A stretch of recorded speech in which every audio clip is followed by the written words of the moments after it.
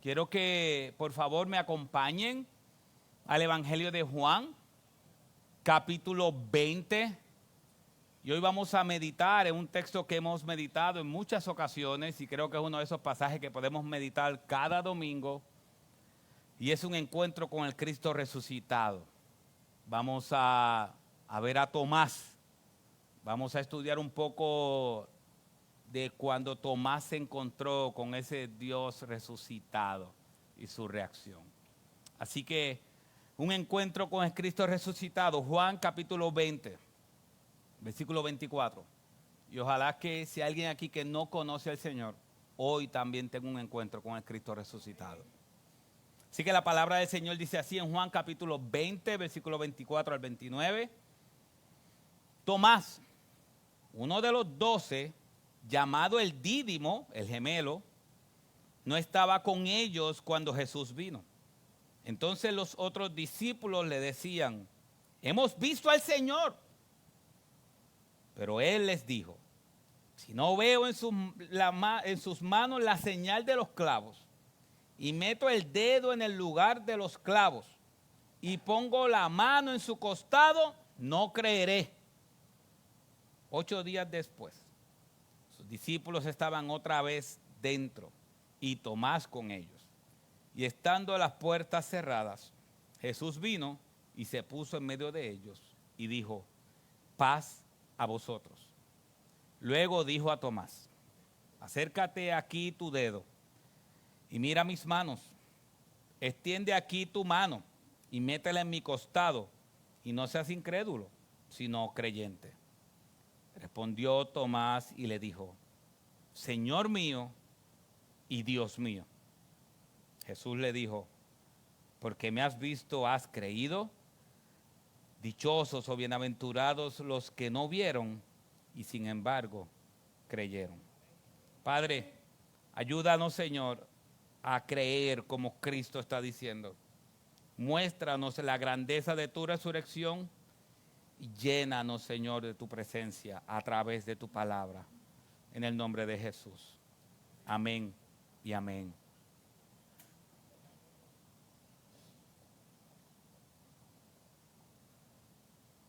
Bueno, mis hermanos, hoy es un día especial, un día de Viernes Santo, de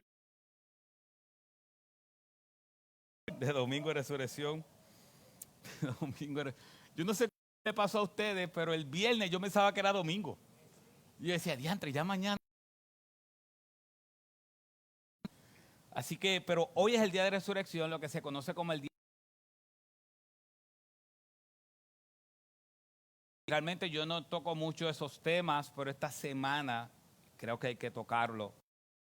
El presidente de Estados Unidos declaró el día de hoy, como el día de visibilidad transgénero. El día de hoy. O sea que el presidente de Estados Unidos hoy declaró, creo que fue el viernes o el jueves, declaró que hoy, día de la resurrección, uno de los días más importantes, porque todos los domingos son importantes, pero un día como hoy, literalmente hace más de 2000 años atrás, Cristo resucitó de los muertos.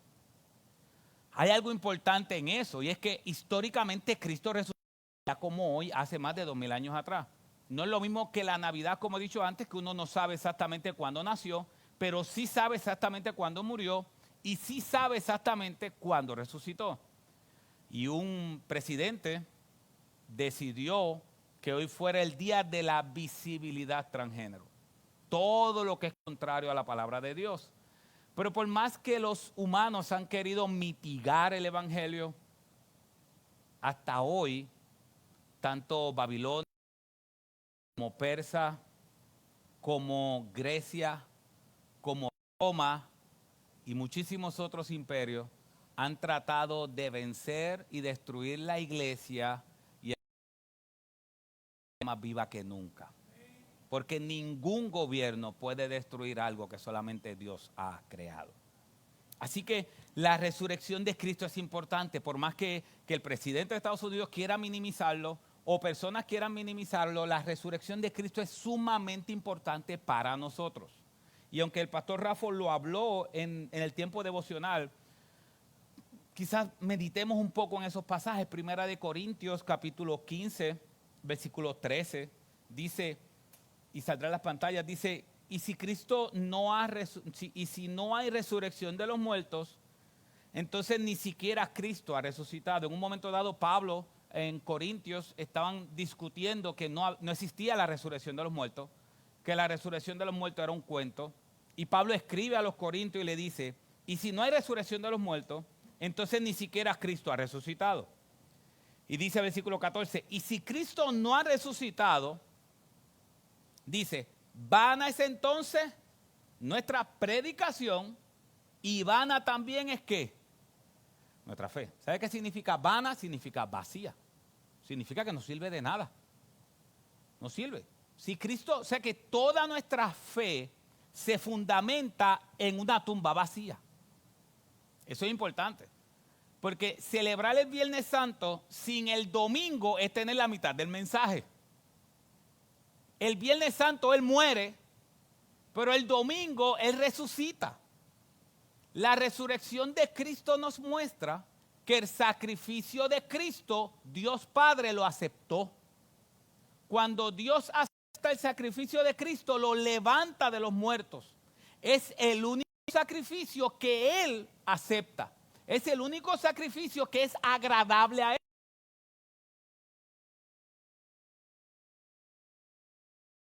Seguir haciendo sacrificio hasta el sacrificio de Cristo. Porque esos sacrificios del Antiguo Testamento cubrían el pecado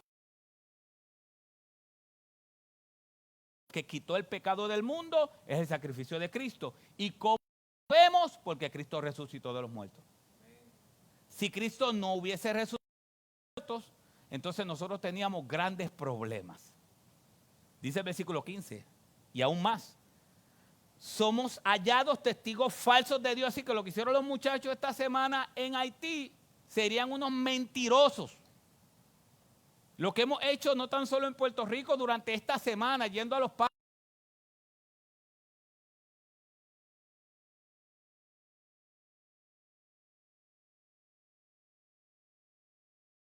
Mentirosos que las iglesias que están llenas hoy de cristianos.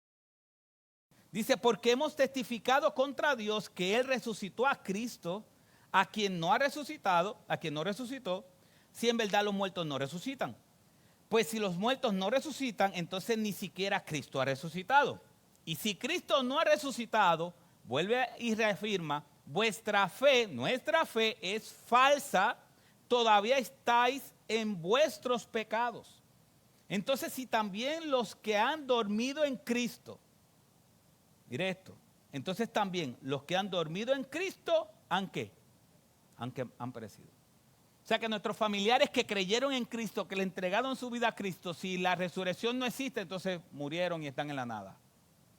Ayer yo estuve viendo, no sé si usted sabe, en un lugar allá lejos, no recuerdo ahora mismo el nombre, no me atrevo a decir un nombre específico, por ahí, lejos, al otro lado del mundo. Hay 240 personas congeladas, esperando que la tecnología, muertas, esperando que la tecnología sea lo suficientemente avanzada para que entonces sus cerebros puedan ser atados a un cuerpo nuevamente. 240 personas y la mayoría de ellos murieron de cáncer y murieron de otras enfermedades. ¿Y sabes qué ellos dijeron? Que le quitaran la cabeza y que guardaran solamente la cabeza. Hoy parece impresionante. Así mismo yo dije, no, yo tengo que corroborar eso. Sí, le quitaron la cabeza y están unos contenedores en una medida ahí de frío. O sea que hay un montón de gente decapitada. ¿Y sabes qué hace la gente? En vez de ir a los cementerios a visitarlos, ustedes van los días de cumpleaños y los días festivos a visitar frente a esa fábrica o ese lugar donde están ellos unos contenedores congelados. Porque la esperanza de ellos es quedarse aquí en la tierra. Quedarnos aquí en la tierra. ¿Por qué? Porque Cristo sí resucitó a los muertos. Entonces los que han dormido en Cristo, los que han muerto, ya le voy a decir morido, los que han muerto en Cristo, tienen resurrección. Significa que nosotros los vamos a ver nuevamente, los que han muerto creyendo por medio de la fe en Jesús. Y él dice, si hemos esperado en Cristo, y esto es importante, yo creo que esto tenemos que internalizarlo, si hemos esperado en Cristo solamente para esta vida, en otras palabras, Pablo lo que está diciendo, si hemos creído en Cristo solamente para lo que Él nos puede dar en esta vida, para casa, felicidad supuesta, o todo lo que Él nos pueda dar en esta vida, si nosotros hemos creído en Cristo solamente para esta vida, dice, somos de todos los hombres que los más dignos de lástima. O sea que Pablo está diciendo, la fe en Cristo no es para esta vida solamente. Que no dice que no es para esta vida, sino está diciendo lo que la gente mejor es lástima. No tan solo para que nuestra vida hoy sea transformada, nuestros matrimonios sean transformados, sino para un futuro seguro. Y un día como hoy, ¿sabes qué pasó?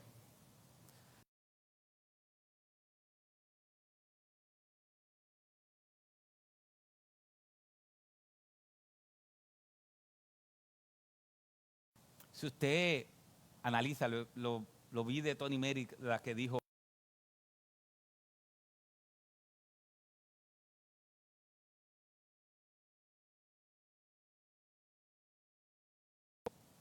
el libro de, cuando ve el Pentateuco o Éxodo, Deuteronomio, Moisés. Y cada uno de esos hombres de la fe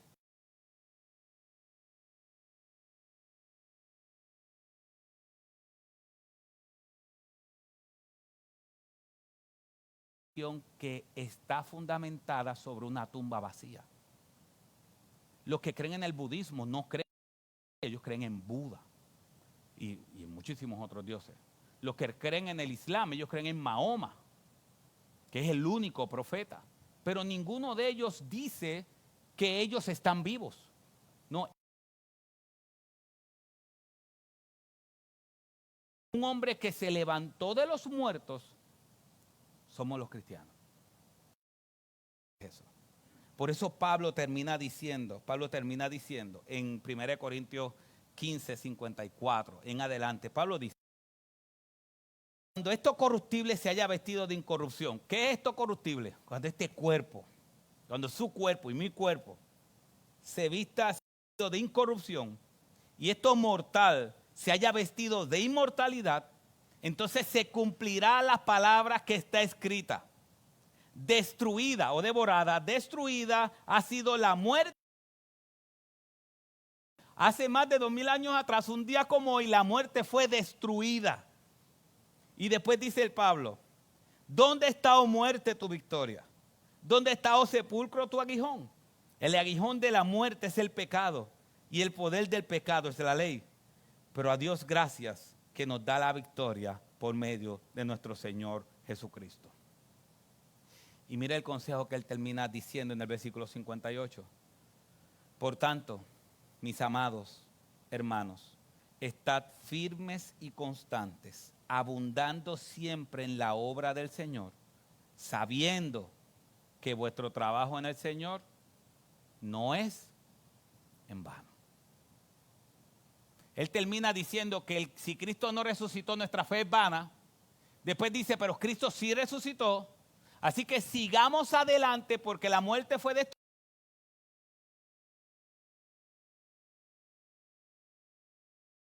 No es vana, no es vacía.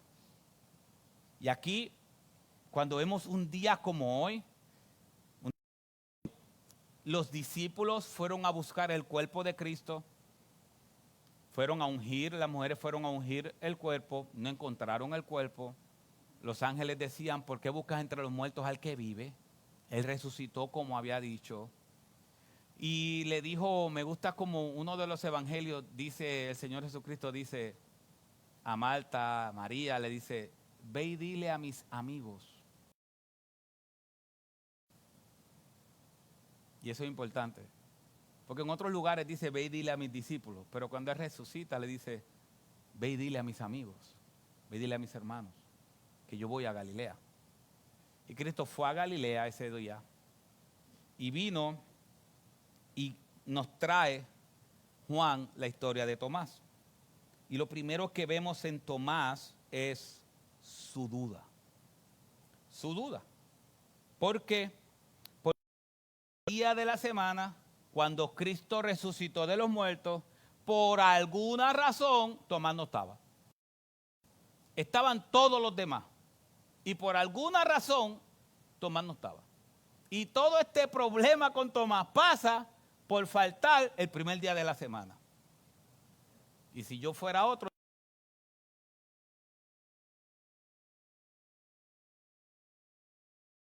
el día de la semana, Tomás falta y mire los 12 llamado Dídimo, que es gemelo, vino. Le dijeron pues los otros discípulos, al Señor hemos visto.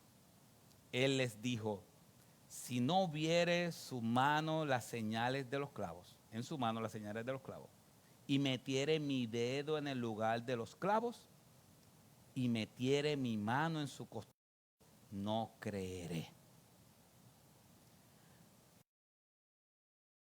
Si ve el versículo 24, que ellos dicen que Tomás no estaba, perdón, el mismo versículo 25 dice, le dijeron. Esa palabra le dijeron en griego significa que estaban constantemente diciéndole. Le estaban diciendo, sí, Tomás, sí lo vimos, sí lo vimos, sí lo vimos. No era algo, sí, Tomás lo vimos, no, era algo insistente. Sí lo vimos, sí lo vimos, sí lo vimos. Y cuando Tomás comienza a decir y comienza a poner, ¿cómo se diría? Especificaciones, él termina diciendo, no creeré. Esa palabra no creeré en griego significa que por ninguna circunstancia voy a creer hasta que no compruebe con mis manos que es el Señor. Y eso a veces nosotros decimos, pero ¿por qué Tomás tiene esa duda? Bueno, mis hermanos, si nosotros quizá hubiésemos estado viendo a Cristo muerto, ¿no dice en Mateo capítulo 28 que cuando Cristo se reveló ante ellos, dice, muchos le adoraron y otros ¿qué? Dudaban. Así que la duda era parte de los discípulos y a veces la duda de que si realmente Jesús es real también puede ser parte o fue parte de nuestra vida o puede ser parte de tu vida hoy. Y cuando vemos eso, yo creo que nosotros simplemente analicemos dos razones por las cuales es posible que Tomás haya dudado. Y la primera razón es obvia, porque Jesucristo realmente murió. Si nosotros vemos, sabes que, y eso hace un tiempo, estas imágenes, dicen que los restos hallados de crucificados permiten saber que esos clavos eran de 12 a 17 centímetros de largo y 1 centímetro de grosor. Las heridas de sus muñecas y pies deben haber cortado nervios principales. Si usted ve, ahí saldrá la imagen. Esto era la manera en cómo lo crucificaban en aquel tiempo. Estamos hablando que eran clavos de 12 centímetros de largo, 12 a 17 centímetros de largo. Son bastante largos. Cuando pensamos en clavos, yo sé que algunos estamos más cerca que otros, o otros están más cerca que uno en construcción, pero cuando pensamos en clavos, quizás hay clavos más grandes, más pequeños, pero en el caso de Cristo medía de 12 a 17 centímetros y de grosor era 1 centímetro de grosor. 1 centímetro de grosor es un montón. Y eso pasó sus manos. Y Tomás sabía eso. Tomás sabía que él había sido crucificado de esa manera. Dice, otras personas dicen que la lanza penetró sus costillas, perforando su pulmón derecho. La bolsa membranosa que guarda el corazón y este mismo dejando salir líquidos pleurales y la sangre. O sea que cuando le traspasan con la lanza, sale el líquido. Por eso, aunque a los otros crucificados, y lo hice después, la crucifixión incluía quebrar las piernas de las víctimas para que no pudiera levantarse y exhalar. Por eso cuando fue el caso de Cristo no tuvieron que quebrarle las piernas porque ya estaba muerto y comprobar que él estaba muerto fue traspasándolo con la lanza. Dice, la crucifixión se asfixiaban, pues sus pulmones se llenaban de dióxido de carbónico. Los soldados romanos profesionales, sin dudar, un momento declararon muerto a Cristo sin quebrar sus piernas. Los expertos en la muerte vieron que Cristo estaba muerto verdaderamente. Muerto.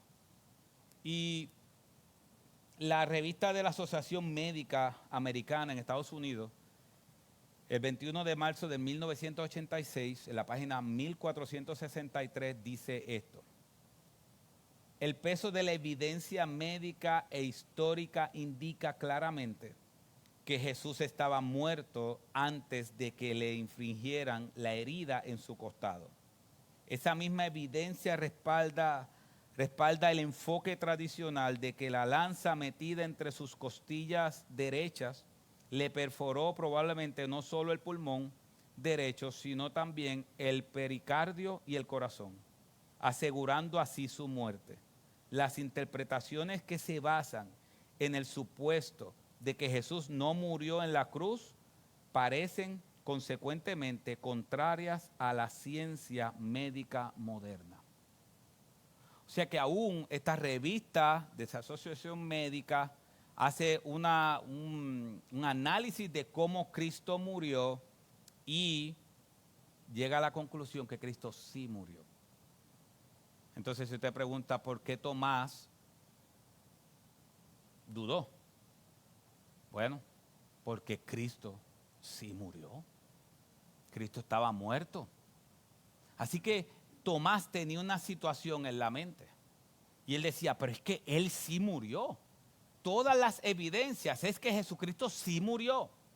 Pero no tan solo tenía esas evidencias, sino que no tan solo Tomás murió, sino que también todos sus discípulos también dudaron.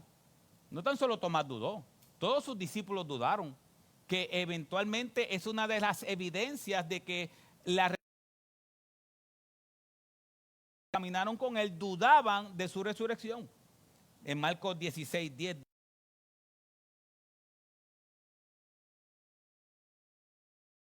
habían estado con él, que estaban lamentándose y llorando, haciendo los discípulos lamentándose y llorando. ¿Por qué? Porque Cristo murió.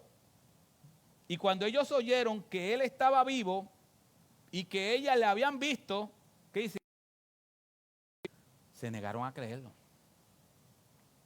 Los mismos discípulos no creían que Cristo iba a resucitar o había resucitado. Dice, después de esto se apareció en forma distinta a dos de ellos cuando iban de camino al campo o a Emaús. Y estos fueron y se los comunicaron a los demás, pero ellos tampoco les creyeron. Así que ya habían, ¿cuántos testigos ya habían de la resurrección de Cristo? Las mujeres y dos más que iban camino a Emaús vieron a Cristo resucitado, fueron a donde sus discípulos y sus discípulos no le creyeron.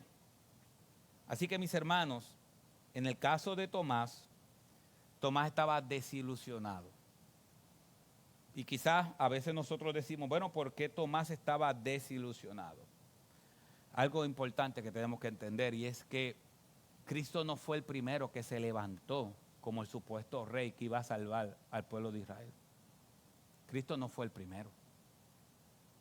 Si nosotros vemos Hechos capítulo 5, versículo 34, cuando tienen a a Juan y a Pedro en el Sanedrín, sale y dice, pero cierto fariseo llamado Gamaliel, que fue el que discipuló a Pablo cuando Pablo era fariseo, maestro de la ley, respetado por todo el pueblo, se levantó en el concilio y ordenó que sacaran fuera a los hombres por un momento y les dijo, varones de Israel, tened cuidado de lo que vais a hacer con estos hombres, porque hace algún tiempo Teudas se levantó pretendiendo ser alguien y un grupo como de 400 hombres se unió a él y fue muerto, y todos los que le seguían fueron dispersos y reducidos a nada.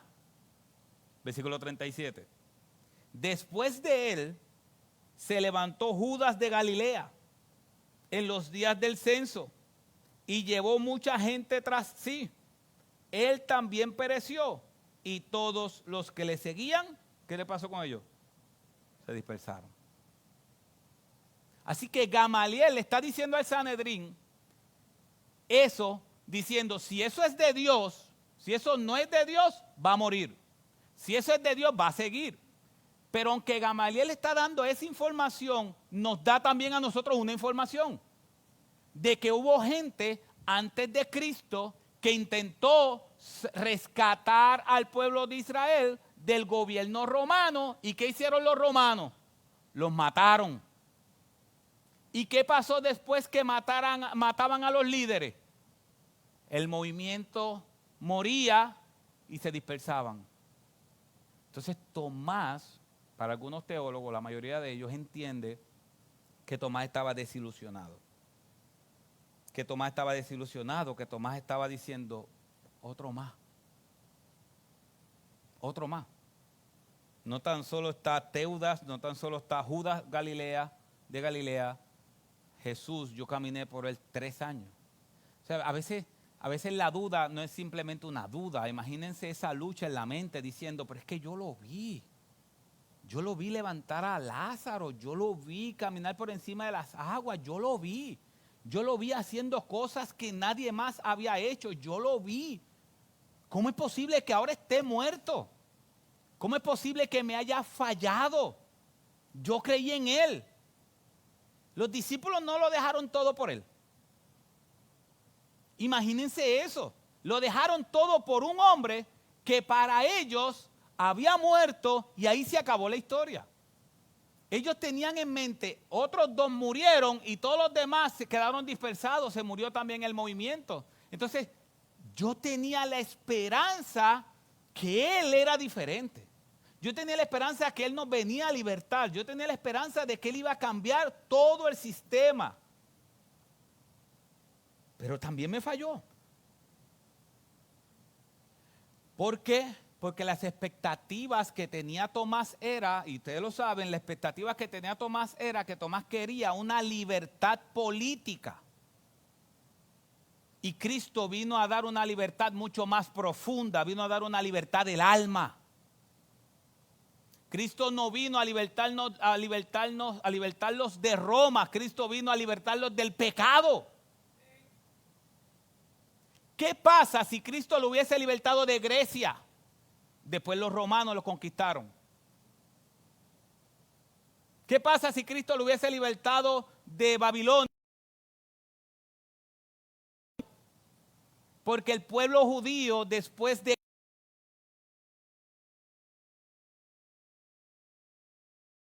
por los griegos, por los romanos, el pueblo de Dios siempre fue conquistado. Por eso la promesa de Dios nunca fue darle libertad externa, sino darle una libertad mucho más profunda que ni los persas, ni los griegos, ni Roma puede dar, la libertad del alma.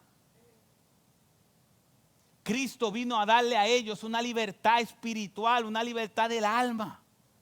Entonces las expectativas de Tomás y de los discípulos al principio era diferente. Por eso cuando Cristo se va en Hechos 1.8, a él le preguntan, en Hechos 1.7 le preguntan, Señor, ¿cuándo vas a restaurar tu reino? ¿Cuándo vamos a empezar a gobernar? ¿Cuándo vamos a destruir a Tiberio y nos vamos a sentar en su trono? ¿Cuándo? Y el Señor le dice, no, van a recibir poder para ser mártires. en Judea, Jerusalén, Samaria, hasta el final de la tierra. Mire eso. ¿Cuándo nos vamos a sentar en el trono? Y Cristo le dice, no, les voy a dar poder, pero para ser martirizados. ¿Qué respuesta es esa? Les voy a dar poder, pero no para sentarse en el trono, sino para ser mártires. Y me seréis mártires en Judea, testigos en Judea, en Samaria, y hasta el final de la tierra. Ellos salieron gozosos de ahí, porque entendieron que el poder del alma es mucho más que el poder físico. ¿Sabes qué hacían los faraones? Que entendían que tenían todo el poder. Desde que comenzaban su poder, creaban dónde iban a morir, el lugar donde iban a ser enterrados.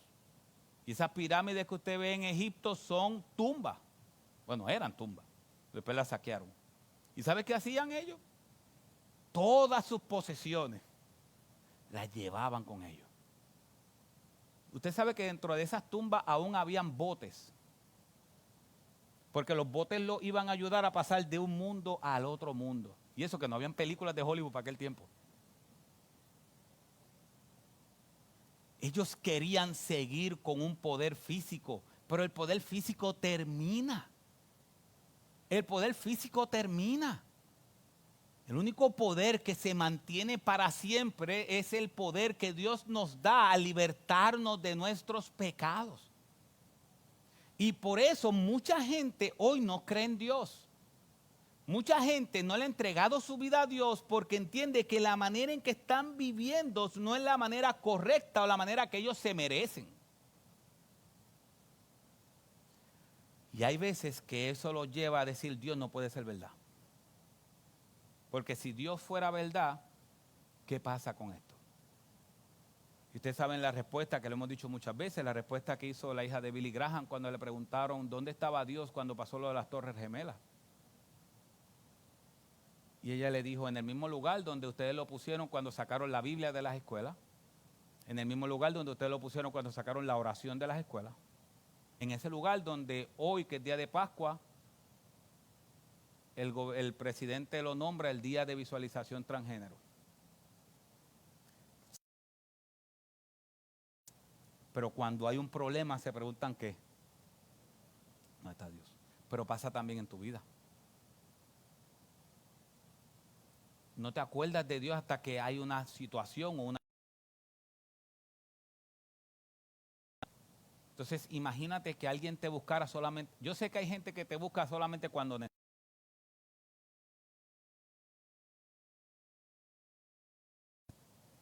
Como a mí. Pero no a solamente te busca cuando necesita. ¿Y tú cómo te sientes con eso? Es más, si no tienes filtro, como algunas personas yo sé que no tienen, se lo dicen. Tú me buscas nada más cuando me necesitas. Yo te saben a quién estamos pensando. Entonces, ¿cómo se siente? Alto antropomorfismo significa le da sentimientos a Dios para que nosotros podamos entenderlo. ¿Cómo Él se siente cuando pasa eso? ¿Cómo Él se siente cuando solamente tú lo vas a buscar cuando tienes problemas? Entonces, Tomás tiene un problema. Y es que Tomás entendió que Dios le falló. Mis hermanos, Dios no nos va a fallar a nosotros, sus hijos. Nuestro Dios no falla. Y Tomás tuvo que aprender eso. Así que lo primero que vemos de Tomás es su duda. Pero segundo, su encuentro. Su encuentro. Dice el versículo 26 y 27. 8 días después, estaba otra vez sus discípulos dentro. 8 días contando ese domingo, es el próximo domingo. Y con ellos Tomás. Así que Tomás se aseguró de que ese segundo día, segundo domingo, él no va a faltar. Llegó Jesús estando la puerta cerrada. Me gusta cómo dice eso. Estando la puerta cerrada. Puso en medio les dijo, pasa a vosotros. ¿Y qué hizo luego rápido? Luego dijo a Tomás, Mi hermano, eso te impresiona. Usted sabe que hay una expresión por ahí que dice que no es lo mismo llamar al diablo que verlo venir. ¿Verdad? Yo creo que esa expresión no está bien. No es lo mismo llamar a Dios y verlo venir. Eso fue lo que hizo Tomás. Pero es impresionante porque lo que Cristo está diciendo, Tomás, yo te escuché. ¿Usted no le ha pasado eso? Que está hablando de alguien y alguien hace, está atrás de ti. Y uno comienza. Tomás, que Cristo no estaba físicamente, pero Cristo estaba en todos los lugares. Y Cristo escuchó cuando Tomás dijo, bien guapo de Bagio, no, si yo no pongo mi dedo aquí y no hago esto, por ninguna circunstancia voy a creer. Y Cristo, yo me imagino a todos, imagínense todos ahí, y Cristo de momento entra y dice, pasa a vosotros. Toma, ven acá. Eso, es como cuando usted quiere regañar a alguien y tiene más hijos, pero va a regañar a uno. También, ven acá que quiero hablar contigo, rápido. Eso fue lo que hizo Cristo. Pasa a vosotros. Pero miren, todos dudaron de él, pero él no los regañó. Pasa a vosotros. Tomás, pon aquí tu dedo. Mira mis manos. Mira tu mano y métela en mi costado. Y no seas incrédulo, sino creyente. Si ustedes comparan lo que pidió Tomás y lo que Cristo le dio, muestra que Cristo estaba escuchándolo. Porque Tomás dijo, si no en tus manos la señal de los clavos. Y cuando Cristo dice el versículo 27, ¿qué le dice? Mira mis manos. Dice, pon aquí tu dedo y mira mis manos. Él dice, y si no meto el dedo en el lugar de los clavos, Cristo le dice, pon aquí tu dedo. Dale.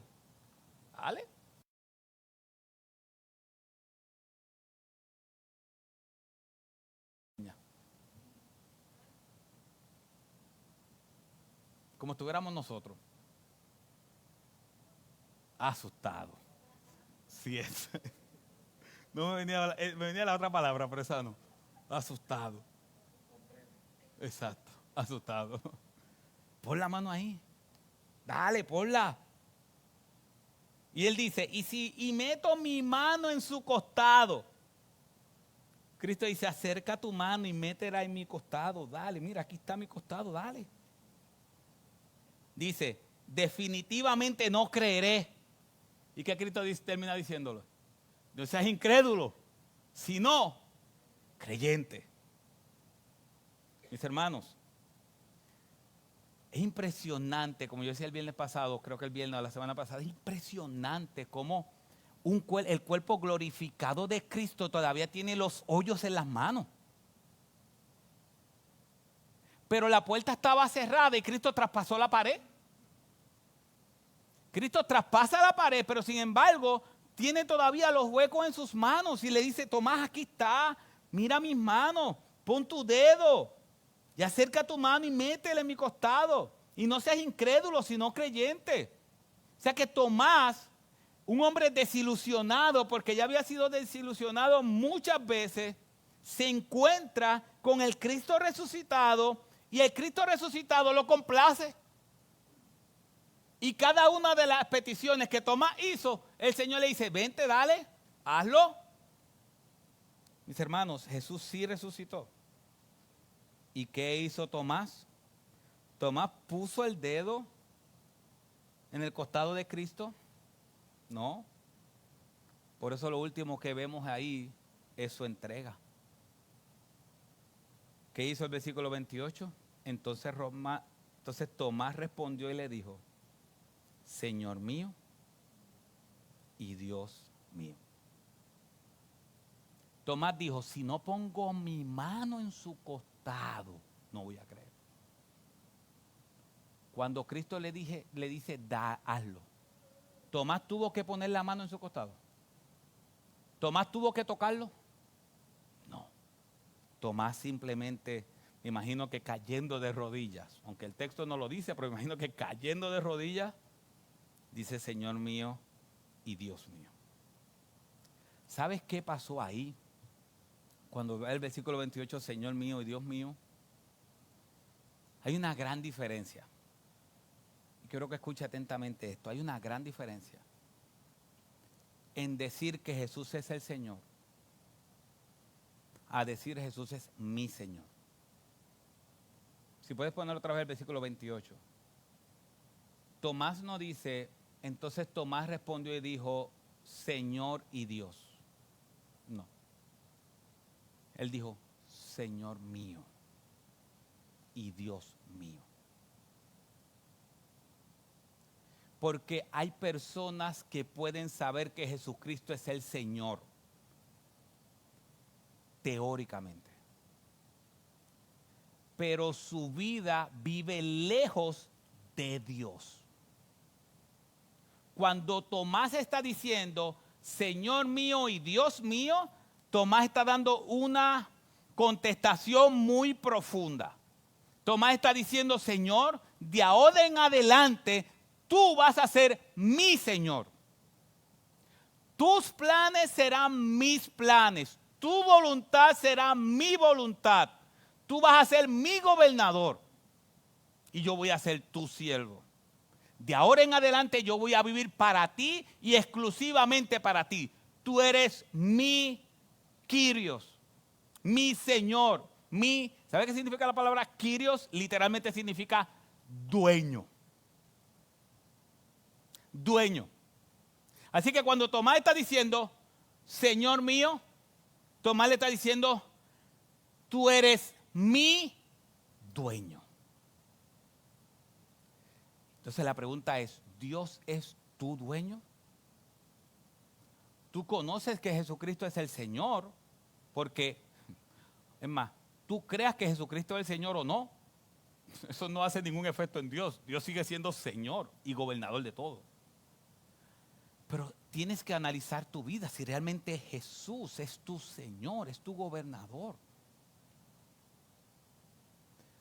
Eso es importante, mis hermanos, porque muchas personas piensan que son creyentes, pero Dios no es su gobernador.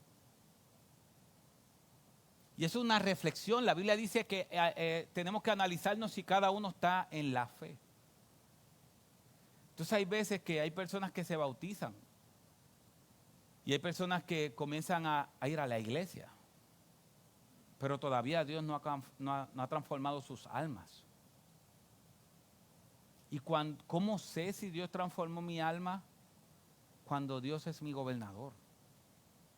No cuando vivo perfecto, pero cuando vivo tratando de seguir orando y viviendo como Él quiere que yo viva por su gracia. Y por último, a la verdad que el Señor tiene todas las bases cubiertas. Tiene todas las bases cubiertas, impresionante. ¿Por qué? Porque hasta aquí, si el Señor hubiese dejado ese pasaje ahí, todos nosotros tuviéramos excusa. Porque dijéramos, para creer en Dios, yo tengo que verlo. Pero como Dios es un Dios sabio y un Dios de amor, Jesús le dijo al final, porque me has visto, has creído. Dichosos los que no vieron y sin embargo que vieron. Mis hermanos, y yo sé que hemos dicho esto antes, el cristiano no es un salto al vacío. La fe cristiana es una fe sobre un fundamento histórico, que Jesucristo sí resucitó de los muertos. Ahorita se decía en el devocional que Pablo estaba muy consciente de eso. Y algo importante esto, mis hermanos. Yo sé que no quiero aburrirlo con la historia, pero algo importante es esto. Los libros del Nuevo Testamento, se entiende que el primer libro del Nuevo Testamento se escribió aproximadamente en el año 53, 55 después de Cristo. O sea que Cristo, del evento de Cristo, quizás habían pasado algunos 20, 25, 30 años. Eso es importante. Porque cuando uno va a corroborar un hecho histórico, es importante que cuando esos hechos históricos se escriben, haya testigos históricos que... Eso es importante. Hay hechos históricos que se escribieron 300 años después. Si no me equivoco, el de Alejandro el Grande. El de Alejandro el Grande, nosotros hoy conocemos que Alejandro el Grande a la edad de 30 años, había conquistado todo el mundo conocido. Pero ¿sabes cuándo se escribió de Alejandro el Grande? Y en nuestros libros de historia está Alejandro el Grande. Pero se escribió 100 años después. ¿Había testigos oculares cuando se escribió de Alejandro el Grande? Ni uno. Pero cuando se escribió la historia de Cristo, fue 30 años después, con testigos oculares que pueden certificar que esa historia es verídica. Cuando Pablo escribe 1 Corintios 15, él dice, 1 Corintios 15, 3 dice, porque yo os entregué en primer lugar lo mismo que recibí, se leyó ahorita también, que Cristo murió por nuestros pecados conforme a la Escritura, que fue sepultado y que resucitó al tercer día conforme a la Escritura. ¿Y sabe qué dice? Y que se le apareció, dice, después se le apareció ¿a quién? A Jacobo. Y después, ¿qué dice? Luego a todos los apóstoles. Versículo 7. Y versículo 8. Y al último de todos, como un nacido fuera de tiempo, se me apareció también a mí. Pero ¿sabe qué dice el versículo 6? Que no sé si está ahí. El versículo 6 dice, y luego se apareció a más de 500 hermanos a la vez. Dice el versículo 6. La mayoría de los cuales viven aún, pero algunos ya duermen. Pablo está diciendo, en un momento dado, él se le apareció a 500 hermanos a la vez. ¿Y sabe qué dice Pablo? Y algunos de ellos todavía viven hoy. ¿Eso no le da un fundamento histórico a la resurrección de Cristo? Pablo le está diciendo a los corintios, algunos que vieron a Cristo resucitado, de esos 500, viven hoy. Vayan y pregúntenle, porque ellos lo vieron. Si usted es acusado de algo y tiene 500 testigos, ¿qué usted cree? Y los testigos, no, aquí está la lista. 500 testigos me vieron. Okay. Si es que 500 testigos te vieron acusado, está chavado. Pero si de 500 testigos te vieron en otro lugar, está salvado. 500 testigos hace una gran diferencia en un juicio. 500 testigos hace una gran diferencia en un evento histórico.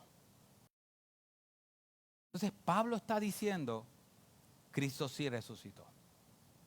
Y cuando Cristo dice, porque me has visto has creído, dichosos los que no vieron y sin embargo creyeron. ¿Saben qué nosotros hemos creído? En que Cristo resucitó de los muertos. ¿Lo creemos como un salto al vacío? No. Porque hay hechos históricos que Cristo sí resucitó de los muertos. Y nosotros hemos creído que eso es verdad. Y hemos creído que Cristo se hizo carne, que Dios se hizo carne.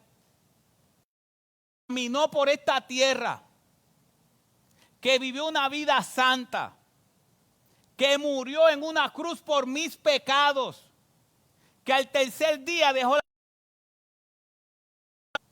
que 500 personas lo vieron a la vez. Los discípulos también lo vieron. Y que sus discípulos fueron transformados al ver eso. ¿Y sabes cuánta gente murió por ese testimonio diciendo que Cristo sí resucitó? Miles. miles de personas, de tus hermanos y los míos, que los veremos en el cielo, miles de personas los prendieron en fuego, como las antorchas cantantes, los prendieron en fuego porque ellos no podían decir otra cosa de que Cristo sí resucitó. Porque Cristo, al Cristo resucitar, Cristo le está diciendo al César, tú no eres Dios, yo soy Dios. Porque cada uno de los César romanos tiene su tumba. El único que la tumba está vacía es la de Cristo. Y cuando ellos están diciendo, Jesús es el Señor, le están diciendo al César, tú no eres mi Dios.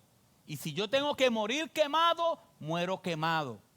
Nuestra fe no está fundamentada en el aire, está fundamentada sobre su palabra, que hay hechos históricos que lo demuestran, y hemos creído por medio de la fe de que la historia de Cristo es verdadera y que al tercer día vacía. Y hemos creído que hay una tumba vacía en Jerusalén y hay un trono lleno en los cielos.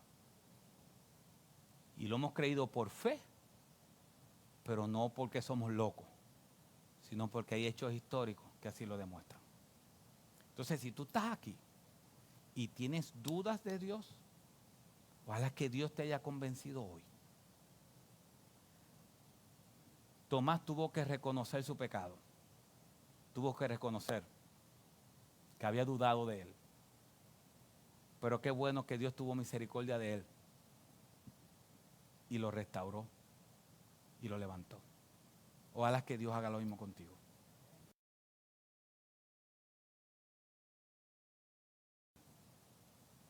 Él no te va a rechazar. Él dijo y prometió que no va a rechazar un corazón contrito y humillado. Él dijo que no lo iba a hacer. Él dijo que no lo iba a hacer. Él dijo que resucitaría y resucitó. Significa que todo lo que Él dijo, Él lo va a hacer. ¿Y sabes qué, mis hermanos? A veces nosotros vamos a tener dudas de Dios, lamentablemente. Hemos creído en Él, hemos entregado nuestra vida a Él, pero va a llegar muchos momentos de duda. Pero aún así, que el Señor nos llene de su fe. Que el Señor nos anime y nos ayude a enfrentar cada una de las dudas que vienen a nuestra mente. Que nuestras almas recuerden que Dios está sentado en su trono y que Él gobierna todas las cosas. Yo sé que es muy fácil decirlo, pero cuando se está luchando con diferentes enfermedades, cuando uno está agobiado por diferentes cosas, yo sé que esos momentos son difíciles, pero que el Espíritu Santo en ese momento nos recuerde, pero no tan solo que nos recuerde, sino que nos llene de gozo saber que Jesús está sentado en su trono y que Él gobierna todas las cosas. Oramos. Padre, recuérdanos que tú estás sentado en tu trono, que tú gobiernas todas las cosas. Recuérdanos que la historia de salvación no es un mito, no es un cuento, es una historia verídica. Hace más de 2000 años atrás tú moriste un viernes y un día como hoy tú resucitaste de los muertos. Y tú dijiste que todo aquel que cree en ti, aunque esté muerto, vivirá. Así que, Señor, te damos la gloria y la honra a ti, porque pagaste el precio en nuestro lugar, moriste en nuestro lugar y resucitaste en nuestro lugar. Y hoy nosotros podemos gozarnos de que la tumba está vacía. Y Padre, yo sé que aquí hay hermanos que han perdido familiares, esposos, que murieron creyendo en ti. Padre, gracias, porque tu resurrección nos recuerda que nosotros también resucitaremos. Y que toda persona que murió creyendo que tú eres el Señor, hoy está vivo. Señor, gracias, porque no hemos creído solamente en ti para esta vida, sino que hemos creído para esta vida y para la vida eterna. Glorificamos y exaltamos tu nombre como Rey de Reyes que eres y como Señor de Señores. En el nombre de Jesús. Amén.